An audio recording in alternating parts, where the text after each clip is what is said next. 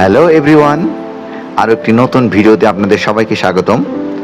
আজকের ভিডিওতে আমরা ঘুরে দেখব বাংলাদেশের অন্যতম ঐতিহাসিক ও ঐতিহ্যবাহী স্থাপনা নাটোর রাজবাড়ি। প্রায় ৩০০ বছরের পুরনো এই রাজপ্রাসাদ শুধু একটি স্থাপনা নয়, বরং এটি বাংলার ইতিহাস, সংস্কৃতি এবং স্থাপত্যের এক অনন্য নিদর্শন। নাটোর রাজবাড়ির ইতিহাস শুরু হয় অষ্টাদশ শতকের প্রথম দিকে। প্রায় ১৭০৬ সালের দিকে রাজা রামজীবন নাটোর রাজ পরিবারের ভিত্তি স্থাপন করেন। ধীরে ধীরে নাটোর জমিদারি বাংলার অন্যতম বৃহৎ ও সমৃদ্ধ জমিদারিতে পরিণত হয়। পরবর্তীতে রানী ভবানী এই রাজ পরিবারের নেতৃত্ব গ্রহণ করেন। স্বামী রাজা রামকান্তের মৃত্যুর পর তিনি এই জমিদারির দায়িত্ব নেন এবং অসাধারণ দক্ষতার সঙ্গে তা পরিচালনা করেন।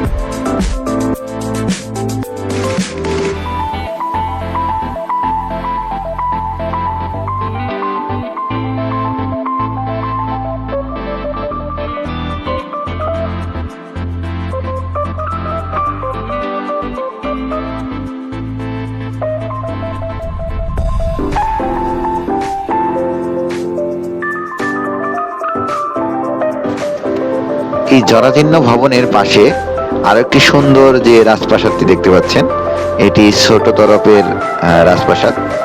আরো একটি রাজপ্রাসাদ আমরা অপর পাশে দেখতে পাবো, সেটি বড় তরফের।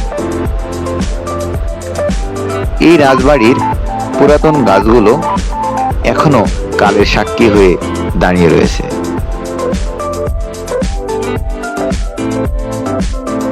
এই রাজবাড়িতে আসলে আপনি ঘোড়ার গাড়িতে অর্থাৎ টমটমে উঠতে পারবেন। এছাড়াও বিভিন্ন ধরনের আকর্ষণীয় খেলনা এখান থেকে কিনতে পারবেন।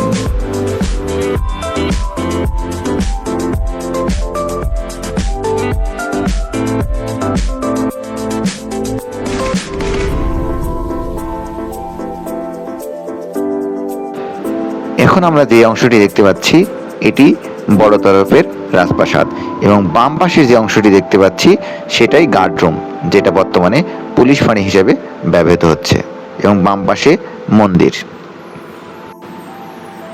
রানী ভবানী শুধু নাটোরের নন, সমগ্র বাংলার ইতিহাসে অন্যতম শ্রেষ্ঠ নারী শাসক হিসেবে পরিচিত। তিনি অসংখ্য মন্দির নির্মাণ করেছেন, যার অনেকগুলো আজও বাংলাদেশের বিভিন্ন অঞ্চলে এবং ভারতের পশ্চিমবঙ্গে বিদ্যমান। ধর্মীয় সহনশীলতা ছিল তার অন্যতম বৈশিষ্ট্য।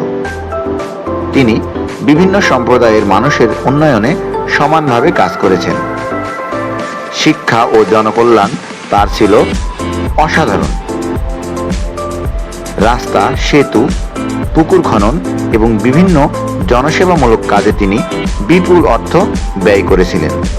প্রজাদের প্রতি তার আন্তরিকতা এবং মানবিক আচরণের কারণে তাকে অনেকেই বাংলার দয়াময়ী রানী নামে অভিহিত করেন।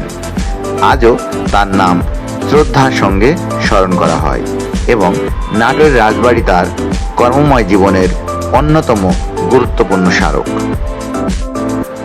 এখন যে জীর্ণ শীর্ণ পুরাতন ময়লাযুক্ত বাড়ি, উপাসনালয় দেখতে পাচ্ছেন, সেটি ছিল রানী ভবানীর ব্যবহৃত বাড়ি, যা কালের বিবর্তনে আজ নুয়ে পড়েছে, দেবে গেছে।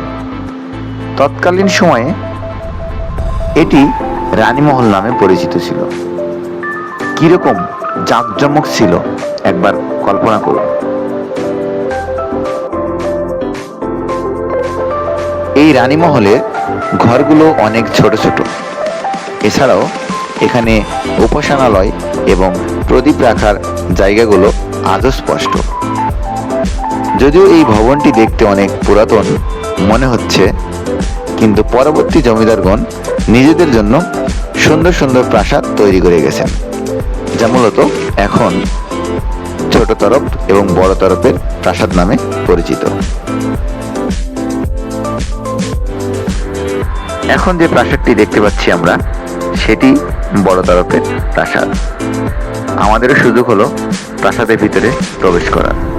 প্রাসাদের পিছনে পুরাতন গাছগুলো এখন সাক্ষী দিচ্ছে যে এখানে রাজপ্রাসাদটা কতটুকু জাঁকজমক ছিল। এই গেটটি পিছনের গেট এবং আমরা লক্ষ্য করছি যে প্রাসাদের চারপাশে দিঘি রয়েছে এবং দিঘিগুলো আজও স্পষ্ট এবং পরিষ্কার পানি, যা যাদের জলের প্রতি যাদের টান রয়েছে তাদেরকে আকর্ষিত করে। নাটোরে গেলে শুধু রাজবাড়িই নয়, কাছাকাছি উত্তরা গণভবন, চলনবিল এবং নাটোরের বিখ্যাত কাঁচাগোল্লাও উপভোগ করতে পারবেন। তাই পরিবার বা বন্ধুদের নিয়ে একটি দিন কাটানোর জন্য নাটোর একটি দারুণ গন্তব্য। আজকের ভিডিওটি যদি আপনার ভালো লেগে থাকে তাহলে একটি লাইক দিন, আপনার বন্ধুদের সঙ্গে শেয়ার করুন এবং বাংলাদেশের ইতিহাস, ঐতিহ্য ও দর্শনীয় স্থান নিয়ে আরও তথ্যবহুল ভিডিও দেখতে আমাদের ইউটিউব চ্যানেলটি সাবস্ক্রাইব করতে ভুলবেন না। দেখা হবে পরবর্তী ভিডিওতে। সবাই ভালো থাকবেন। আল্লাহ হাফেজ।